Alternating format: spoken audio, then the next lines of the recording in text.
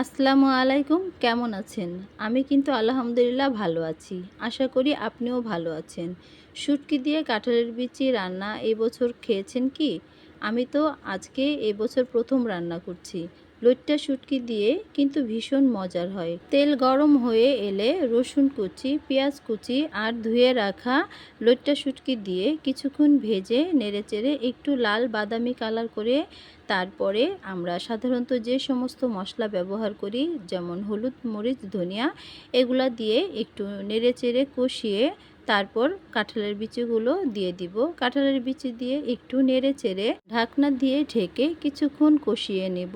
যখন একটু শুকনো হয়ে আসবে তখন পরিমাণ মতো পানি দিয়ে দিব কাঁঠালের বিচিগুলো সিদ্ধ হওয়ার জন্য। এভাবে শুকনো শুকনো হয়ে এলে কাঁঠালের বিচি নামিয়ে ফেলবো। কেমন হলো আমার শুটকি দিয়ে কাঁঠালের বিচি রান্না করা? ভালো লাগলে চ্যানেলটি সাবস্ক্রাইব করে একটা কমেন্ট করে